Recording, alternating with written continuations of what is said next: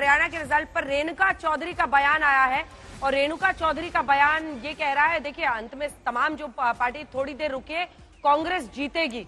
तो कांग्रेस पार्टी की तरफ से यही बार बार कहा जा रहा है कि अभी थोड़ा सा इंतजार कीजिए, हम जीत हासिल करेंगे।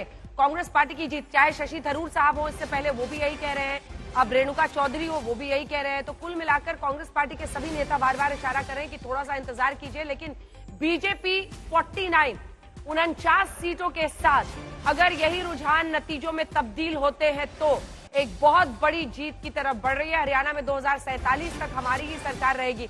हालांकि संजय जी, मुझे लगता है कि कल तक कोई भी बीजेपी का नेता इतने जोश के साथ नहीं बोल रहा था जो अब वो 47 तक की दावेदारी ठोक रहे हैं। उनको भी एक मन में डर था, भय था कि मामला कहीं फिसल सकता है।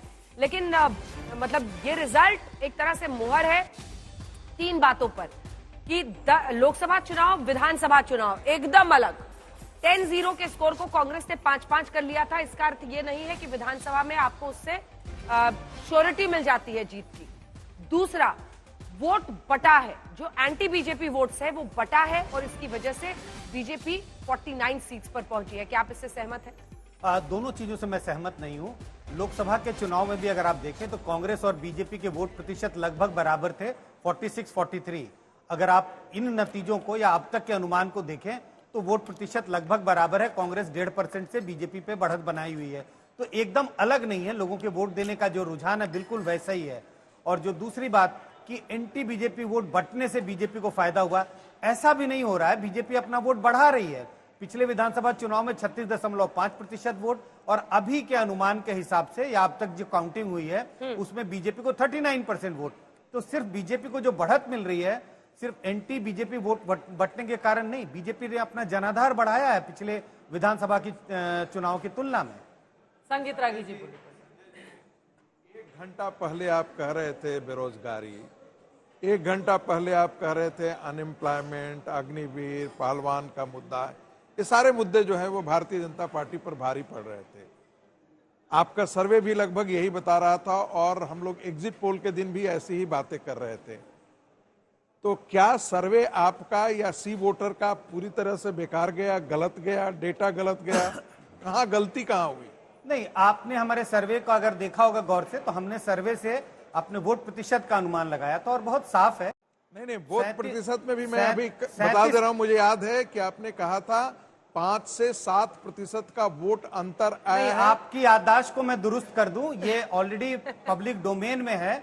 37% वोट बीजेपी को और 42% वोट कांग्रेस को। 5% मैं वही तो कह रहा हूँ। बीजेपी के वोट शेयर में गेन होना तीसरी बार के चुनाव में अपने आप में एक मैं बहुत यही बड़ा तो कह रहा हूँ, 5% तो बोल रहा था। इनकम्बेंसी का मामला यहाँ पर है, लेकिन नजर मार्जिन ऑफ एरर भी होता है इसमें। 1-2% 37 का 39 आ रहा है। हाँ। और जो हमने 42 कहा वो 41 आ रहा है।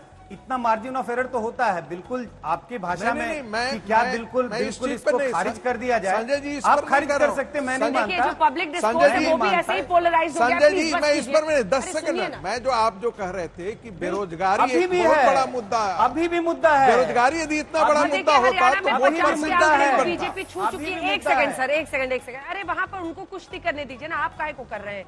50 सीट यानी हाफ सेंचुरी पर बीजेपी पहुंचती हुई दिखाई दे रही है। कांग्रेस को 41% वोट शेयर और बीजेपी को 39% वोट शेयर। ये बहुत दिलचस्प है नंबर्स में, लेकिन बदलते बदलते ये 50 सीटें बीजेपी के लिए ट्रांसलेट हो रहा है, 34 सीटों पर कांग्रेस पार्टी के लिए। लेकिन जम्मू कश्मीर पर भी नजर रहनी चाहिए, जहां पर बीजेपी 25 सीटें पिछली बार, इस बार 26 पर ही पहुंच पाई है। वहीं नेशनल कॉन्फ्रेंस प्लस कांग्रेस 52 सीटों पर एक बहुत बड़ी जीत की तरफ बढ़ता हुआ दिखाई दे रहा है। सवाल है आशुतोष जी से। आशुतोष जी, मेरा आपसे सवाल यह है, भारतीय जनता पार्टी अगर इसी आंकड़े को इंटैक्ट रखती है, नतीजों में फाइनल नतीजे 50 सामने आ जाते हैं, तो बीजेपी की वो कौन कौन सी चीजें हैं? क्योंकि हमने देखा है चाहे वो मध्य प्रदेश हो, इतने सालों के शासन के बावजूद वो वहां पर प्रचंड तरीके से जीतती है। छत्तीसगढ़ में भूपेश बघेल का इतना नाम होता है, उसके बावजूद जीत आती है।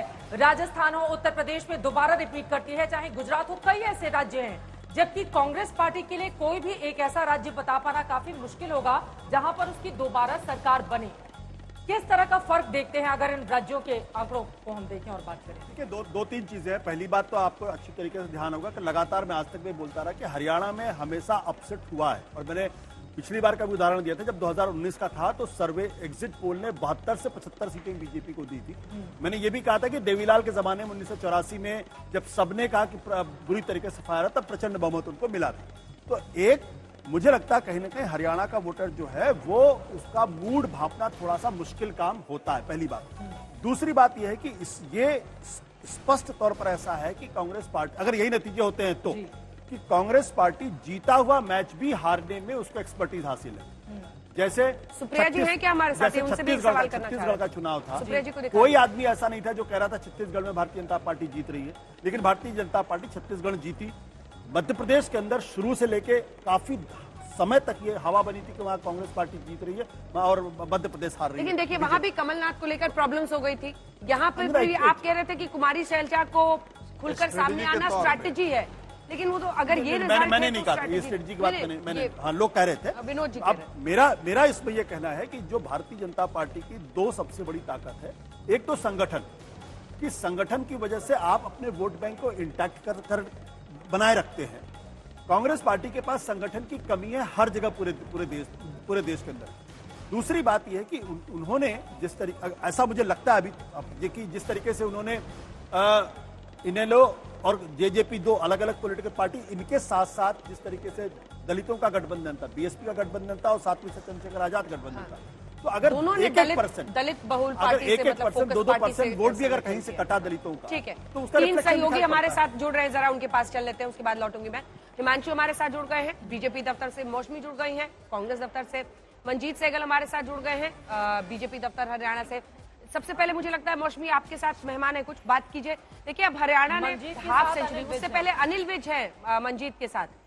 मंजीत बात कीजिए, ये तो खुद सीएम बनना चाहते हैं, लेकिन बीजेपी तो क्लियर है कि सैनी ही बनेंगे अगर ये रुझान नतीजों में तब्दील हो। जी बिल्कुल, अनिल विज हमारे साथ हैं। अभी उन्होंने एक बार फिर से कहा था कि वो अपने दावे पर अडिग हैं और वो मुख्यमंत्री पद के दावेदार हैं, तो अभी वो नाश्ता कर रहे हैं। विज जी, अब आप जिस राउंड में हैं, आप 500 वोटों से आगे चल रहे हैं। नहीं, अब आगे ही आगे चलेंगे। जो जोन था जहां से हम हारे, पिछली बार हम 3-4 हजार से हारे थे, इस बार 500-600 से हारे हैं।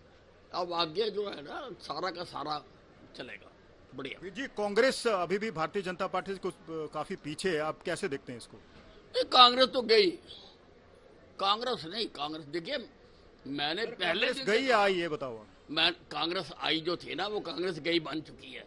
और मैंने पहले दिन से सारे कैंपेन के दौरान और जिस दिन एग्जिट पोल आए उस दिन भी और आज भी सवेरे जो आंकड़े दिखाए गए और कहा गया जी कांग्रेस 90, ढोल बज रहे थे, भंगड़े डल रहे थे, मैंने उस वक्त कहा, क्योंकि मुझे लोग वैसे ही बाबा नहीं कहते हैं, मैं जानता हूँ बहुत कुछ। ये बाबा की भक्ति का कमाल है फिर? नहीं, ये जो है ना, लोगों की नब्ज का कमाल है। मैं लोगों की नब्ज जानता हूँ, मैं सारा दिन लोगों में रहता हूँ। सर, बीजेपी आपकी नब्ज पहचानती है कि नहीं? आपने बोला अब की बार तो मुख्यमंत्री आप बनेंगे। नहीं, देखिए, मैं तो पार्टी का एक आज्ञाकारी भगत हूँ। मैंने केवल मात्र एक बात का स्पष्टीकरण दिया था, क्योंकि कुछ लोगों ने ये कहा कि अनिल विज तो बनना नहीं चाहता, तो मुझे तो किसी ने कहा भी नहीं था। मैंने ये कहा कि भाई जो अगर बनाएंगे तो मैं एक्सेप्ट करूंगा और मैं टॉप की स्टेट चला के दूंगा, मैंने ये कहा खाली। बाकी पार्टी जो बनाएगी उसी को सलाम करेंगे, पार्टी जहां खड़ी कर देगी वहीं से छक्के मारेंगे। पर विजी, जो शुरुआती रुझान आ रहे हैं उसको देख के लगता है कि एंटी इनकम्बेंसी बड़ा फैक्टर था या नहीं? नहीं, देखो, ये सारा विश्लेषण तो हम करेंगे, एक एक सीट का, एक एक बूथ का करते हैं हम। हमारी जो पार्टी है ना, देश ये संगठन बेस्ड पार्टी है, हमारे पास हर चीज की फीडबैक रहती है। और आप देखो कि ये जो इलेक्शन लड़ा है, मेरे संगठन ने लड़ा सारा, एंड वेल ऑर्गेनाइज्ड इलेक्शन सारे हरियाणा में अगर कोई लड़ा गया। चलिए, मैं आपके पास लौटूंगी। अनिल विज साहब मानने को तैयार नहीं है, उनका ये कहना है कि मुख्यमंत्री बनाएंगे तो फिर मैं अच्छी सरकार चलाकर दिखाऊंगा, नंबर 1 हरियाणा बनाकर दिखाऊंगा। लेकिन अब आगे क्या होगा, बीजेपी खेमे में इंतजार करना होगा। प्रेम शुक्ला जी भारतीय जनता पार्टी से हमारे साथ प्रवक्ता जुड़ चुके हैं, सुप्रिया सैनी जी बनी हुई है। प्रेम शुक्ला जी, आपके पास आते हुए, अब नेशनल कॉन्फ्रेंस और कांग्रेस पार्टी को आप जम्मू कश्मीर की जीत की बधाई देंगे या अभी भी इंतजार करेंगे? अभी भी इंतजार करेंगे, क्योंकि देखिए उसमें भी जम्मू एवं कश्मीर में आप देखेंगे तो भारतीय जनता पार्टी को एनसी और कांग्रेस की तुलना में वोटों का प्रतिशत भारतीय जनता पार्टी का अधिक है। हम 26.83% वोट हमको मिले हैं। हम अभी 26 सीटों पर लीड कर रहे हैं। हमें विश्वास है कि हमारी सीटों की संख्या और बढ़ेगी। वहां त्रिशंकु विधानसभा होना निश्चित है और सत्ता की चाबी भारतीय जनता पार्टी के हाथों में होगी। जो लोग सुबह सुबह हरियाणा पर जलेबियां बांट रहे थे, उनको आपने देखा कैसे उनकी अपनी जलेबी बन गई है। तो जम्मू एवं कश्मीर पर भी किसी को जल्दबाजी करने की आवश्यकता नहीं है, नहीं तो वहां भी अपनी जलेबी बनवा लेंगे लोग। और हरियाणा में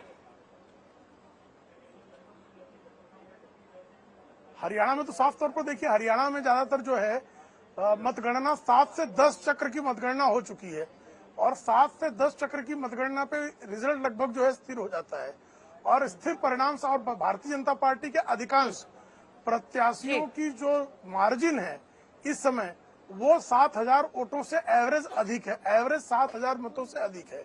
अब अगले 3-4-5 राउंड में 10 राउंड में वो सारी की सारी जो है पलट जाएगी। यह जो है कल्पना हो सकती है, हकीकत नहीं।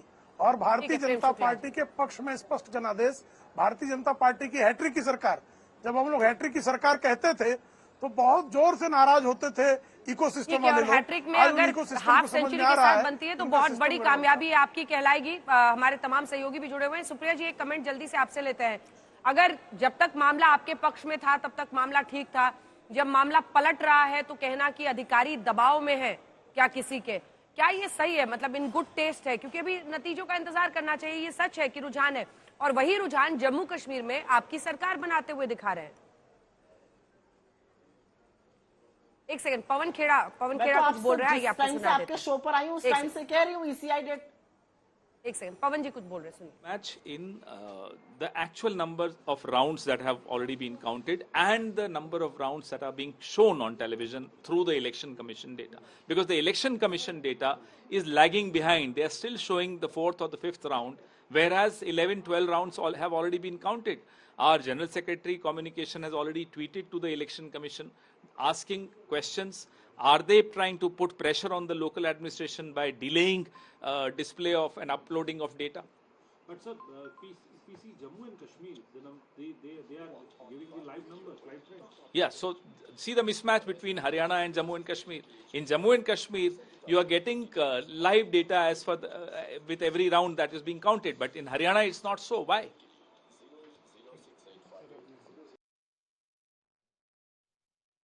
सुप्रिया जी, अपनी बात पूरी कीजिए।